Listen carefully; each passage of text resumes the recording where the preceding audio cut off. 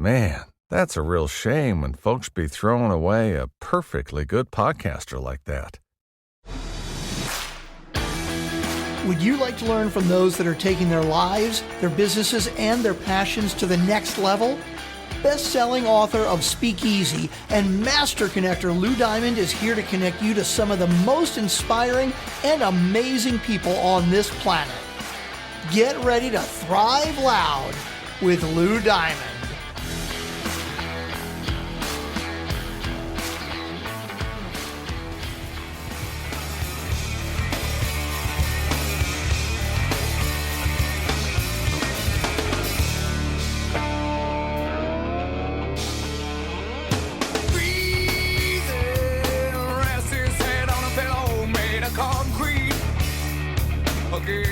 Welcome, everyone, to another spectacular episode of Thrive Loud with Lou Diamond, connecting you to the most inspiring and amazing people that are thriving each and every day. I'm your host, Lou Diamond, and today on Thrive Loud, we have an Emmy award-winning reporter and anchor for NBC New York. She's an adjunct professor at Columbia University's Graduate School of Journalism, teaching courses in broadcast journalism, including video and on-air skills. Her new best-selling book, More After the Break, a reporter returns to 10 unforgettable news stories. It should be on your must-read list right now for the summer. We're recording this in August, but it's something you should definitely pick up and check out. And we are going to connect with the amazing author right now. Thrive Loud listeners, Jen Maxfield. Jen, how are you today? Oh, Lou, I'm great. Thank you so much for having me on. It's great to be here. I love having professional journalists on the program, people who get into the story, understand the importance of creating great content, and then again, somebody who's actually written a book and also is featuring on that. Before we talk about More After the Break, I want to bring our listeners up to speed. Let's do a little career run so people understand exactly the things that you focus on and what you communicate when you're on the air. Sure. So I've been a reporter, a TV news reporter for the last 22 years. I started out in Binghamton, New York, then moved to Syracuse, New York. Broadcast news is sort of like minor league baseball. You go to the smaller cities first, and then you move up to the bigger ones. And I went to New York City in 2002 for Eyewitness News, the ABC affiliate. And now since 2013, I've been with NBC New York. And we cover 20 million people in the DMA and the market. And it's been a wild ride. There are lots of niches that reporters will get involved with for those who watch the local, the morning, the afternoon, the evening. There's lots of news all day long. Is there a specific niche that you're focused on and what you report on? So primarily I'm covering New Jersey. It's where I live, and New Jersey is actually a big part of the New York City market. But I also fill in on the anchor desk, and I like to say that I cover people. And I do a lot of human interest stories, and really it runs the gamut, everything from politics to weather to crime to environmental issues. There are a lot of things happening here in the New York City area, and I've been covering all of them for the last 2 decades. So what do you love most about being a reporter? Well, Lou, I sense that you could identify with this. I'm a real people person, an extrovert. I love meeting new people and going to places I've never been before and really learning from people by going into their communities and their homes and businesses. And that's always been the way that I was. And so I think that it does help to be a good listener, to be a good reporter. Interesting, fun note, though, I actually went to college as a pre-med student. I was really into sports as a kid, and my dad was a doctor, so I wanted to be a sports medicine physician. And when I got to Columbia, I was taking a lot of math and science classes, but I always wrote for the school newspaper because I liked to write and because I liked to talk to people. And it wasn't until I got an internship at CNN at the United Nations when I thought, I could actually do this for a job. Hours. I've always joked about this with reporting because there's different shifts. Like you said, I love the minor league explanation that you were obviously either behind the desk or out in the field in those smaller markets and then moving up to the big one. Sometimes news happens all the time. It's almost like getting a beep and saying, hey, I'm a doctor, I got to go report in. It's not like being an OBGYN, but it's kind of on demand within that. How have you been able to balance reporting with when news happens and obviously the life that you lead personally? Right. So I am married and I have 3 kids. So I have a lot on my plate at home too. And that's really important to me. And the way it's been, and anyone in news can identify with this, which is that news is a 24/7 business. So I've worked every holiday, I've worked every shift, everything from getting up at 1:30 in the morning to meet the crew at 2:30 a.m. to go cover a snowstorm, or even just to go report on the morning news. Sometimes you'll see people coming home from a night out and you're getting started on your morning. That's kind of a surreal feeling to have. And the flip side of that, of course, is reporting well past midnight when I used to work for the 11 p.m. broadcast. And as I said, we try to split up the holidays so we don't all have to work Thanksgiving and Christmas and New Year's. But yes, I've covered quite a few Christmas storms or Thanksgiving travel stories when I wish I had been home with my family, but I'd been out covering the news. Jen, I'm always going to say this. I always feel for you and your fellow colleagues. There's a massive blizzard. And for those who live in warmer climates, you probably see this or you try to avoid this. And this is why you live in warmer climates. But those who live specifically, I'd say, let's just say not north of the Mason-Dixon line, but pretty much in any of the snow major regions, whether Midwest or Northeast. And there's a blizzard going on and they've got you out there and they go, let's go check in with Jen who's in New Jersey in 6 feet of snow, standing with her feet cold and shivering. And then you're there to report. Any moments that were just absolutely uncomfortable that you could remember, like one of those crazy storms or something like, I can't believe I have to stand outside in this?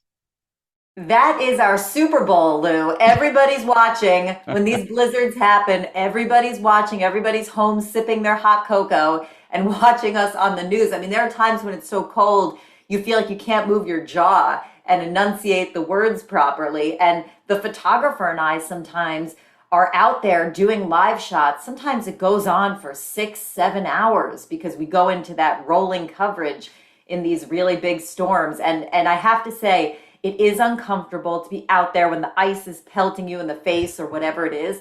But the best part of those stories is when people, the viewers in our market, come out and they drive out and maybe they walk out their front door because they know we're broadcasting on their block, and they'll bring us coffee and they'll ask us if we want to come inside and use the restroom. I mean, it's amazing when you've been reporting local news for as long as I have. The community gets to know you and they really care about you. That's awesome. And you create a connection with it.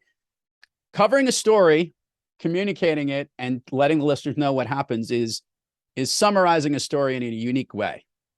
Writing a book is a whole different aspect of a story. So I want to rewind a little bit to understand how the idea came to be for More After the Break for you. Obviously, for so many years, what all of a sudden sparked it and said, you know what, it's time for me to write something.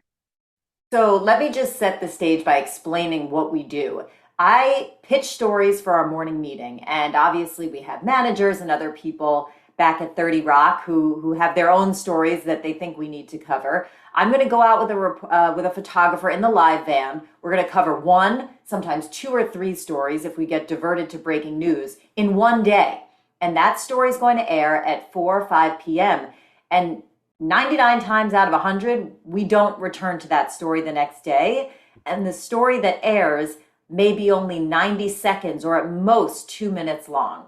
So when you think about that and the fact that I've interviewed more than 10,000 people over the last 22 years, there were so many stories where I might have left and the story aired and the names faded from the headlines, but I was still thinking about the people at the center of the stories, right? The woman with late stage lung cancer who did an Ironman triathlon, the child whose sister needed to give her a bone marrow transplant in order for her to survive, the young man who lost his legs in the Staten Island ferry crash. I mean, these are all people who are featured in the book, but the whole idea of going back, I just felt that those 90 seconds and that one day that I spent reporting on them the first time, it wasn't enough. And their stories deserved more. And I was genuinely curious myself about what happened after we left. Well, that's actually where I was going to go. I can understand how you get the taste of the story from the news aspect of it.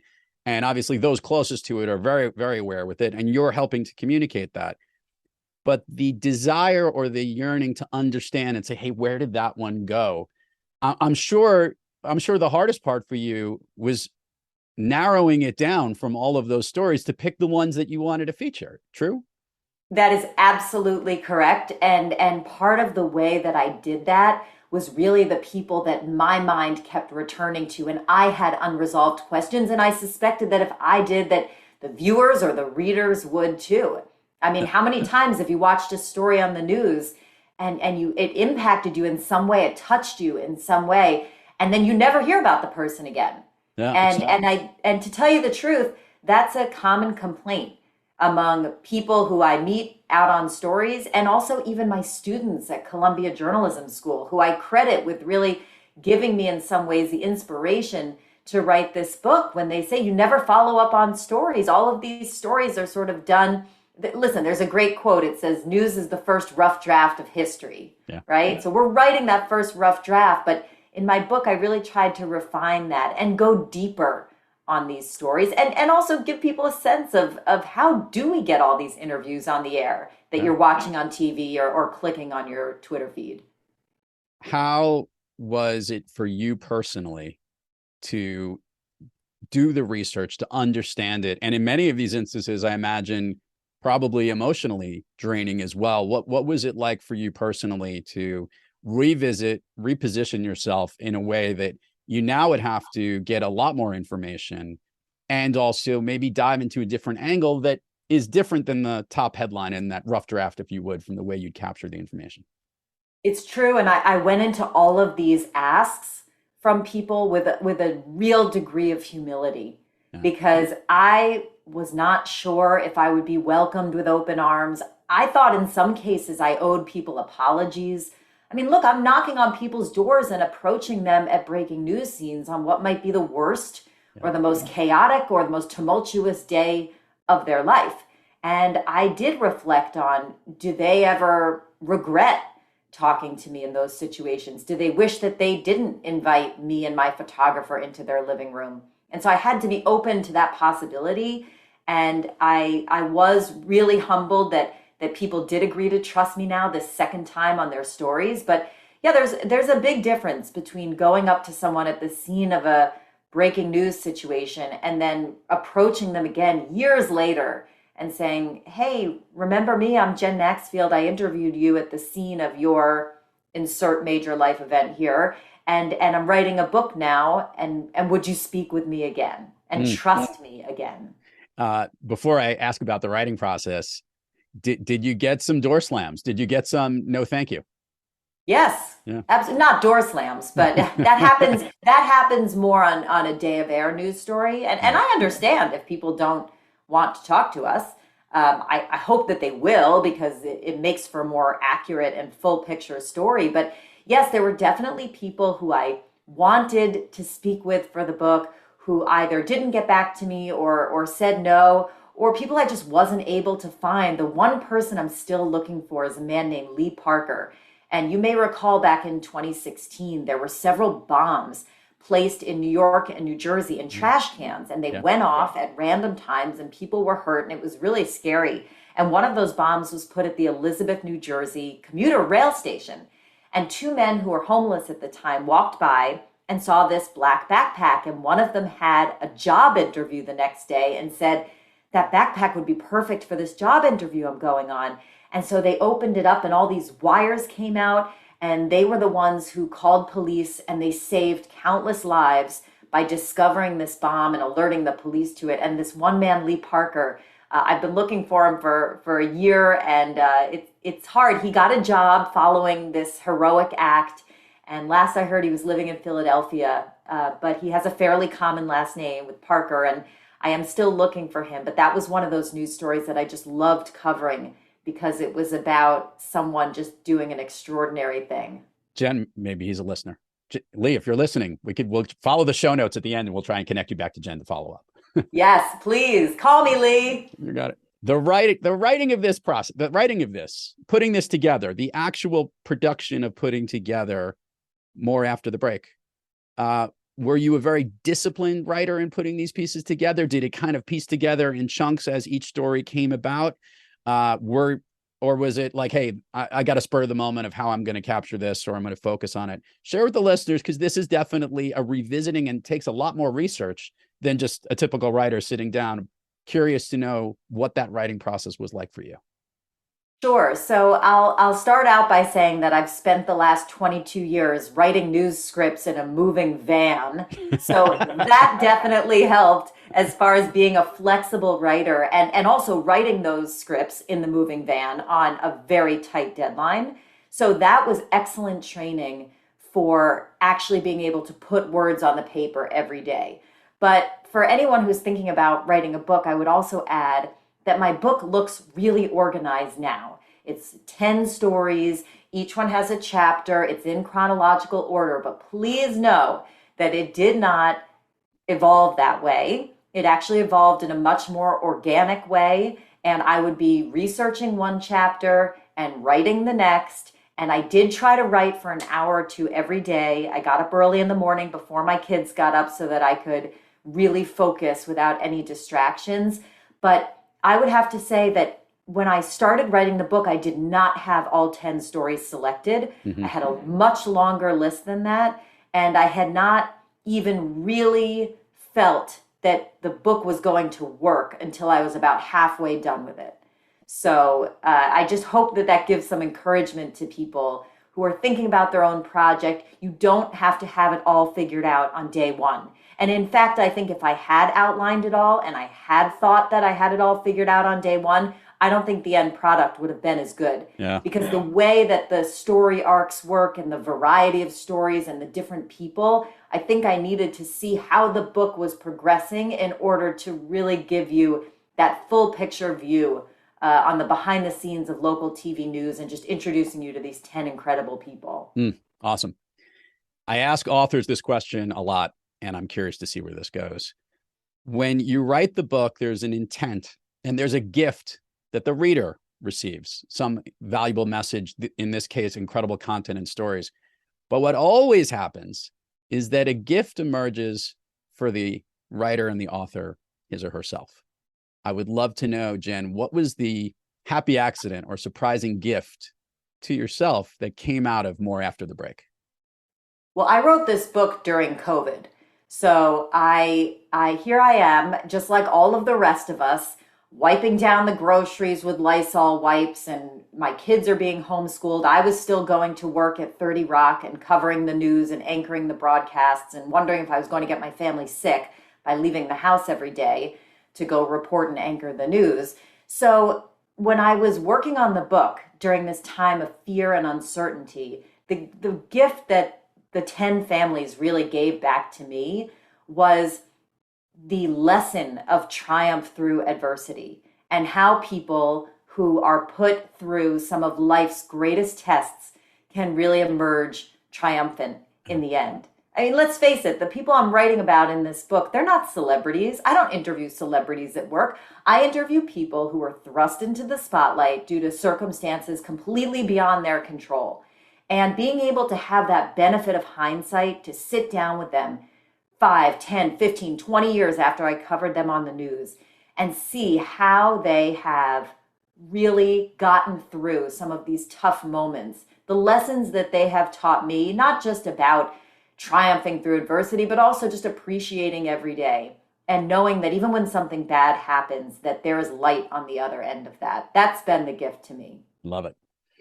I love asking guests this question on the show, and I think we all kind of know where this goes. Look, you've been thriving for 20 plus years as a broadcaster and helping, by the way, teach students at Columbia, giving back to your university. I won't make fun of the fact that you're Columbia, just because I went to Cornell, and we're not going to talk about that rivalry because Lions. Yeah, go Bears. Anyway, okay, go Big Red. Now, I want to make this clear that most days you're thriving, but we all have those days where we're a little off our game and we're not kicking on all cylinders.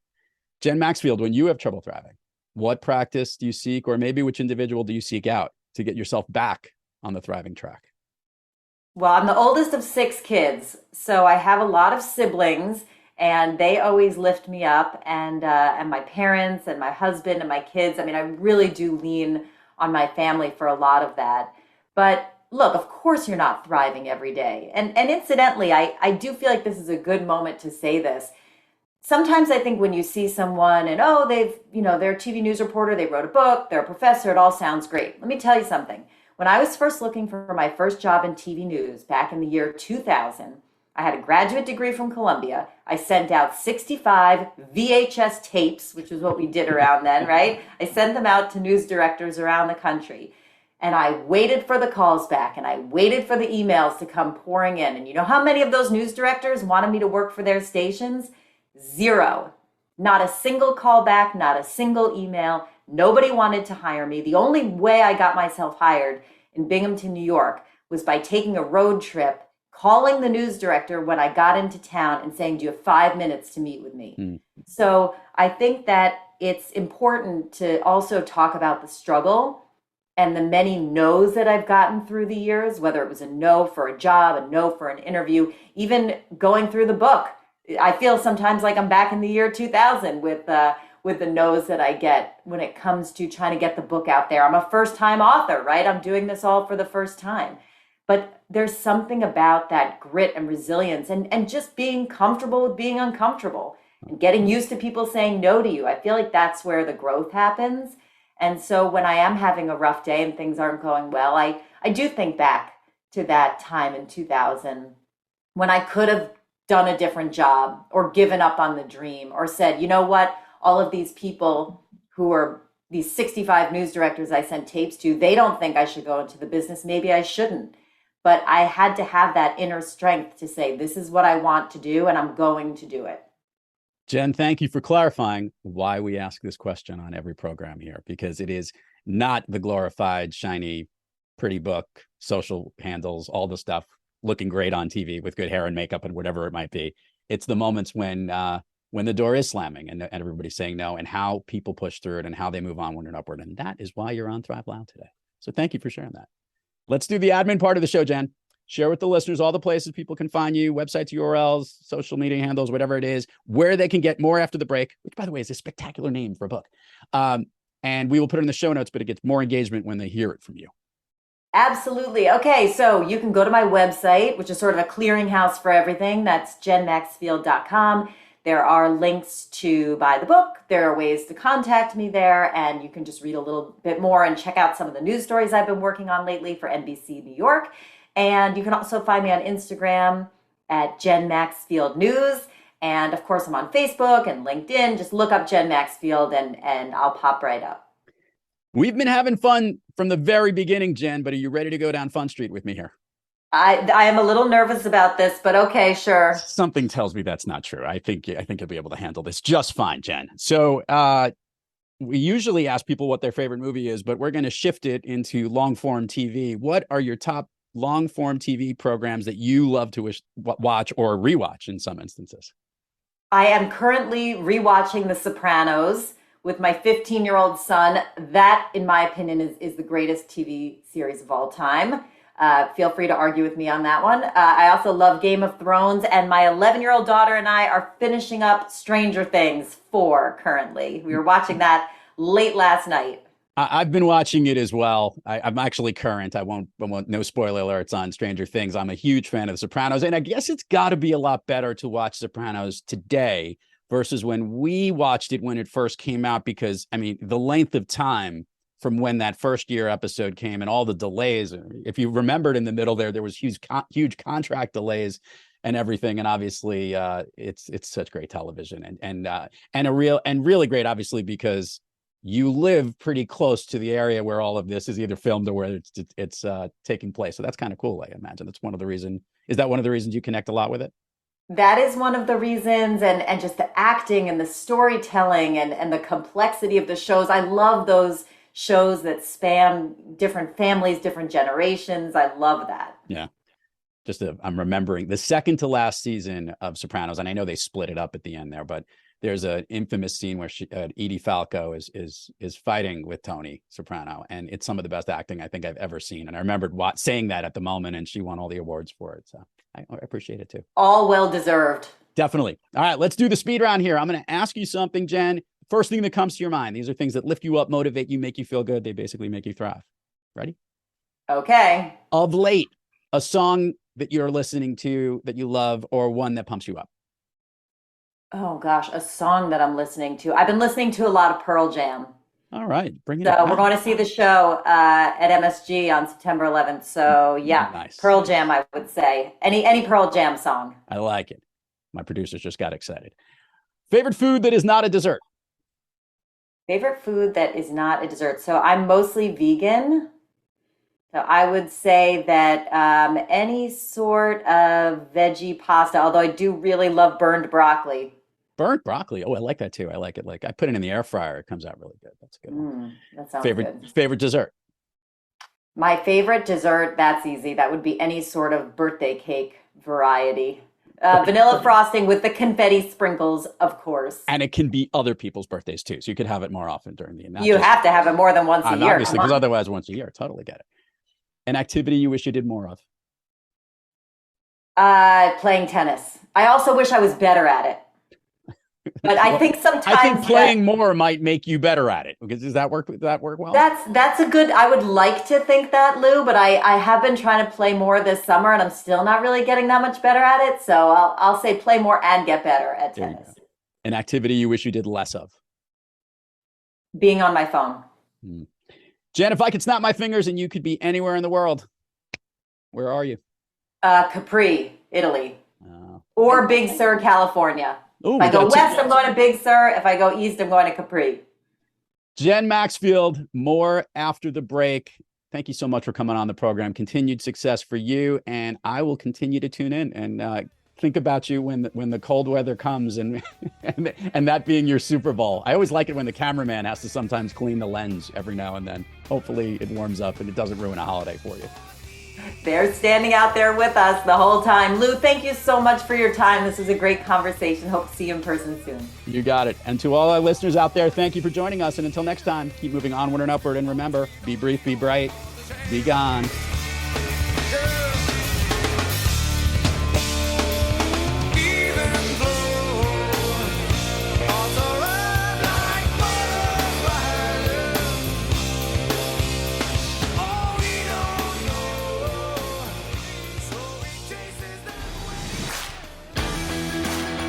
You've been listening to Thrive Loud with your host, Lou Diamond.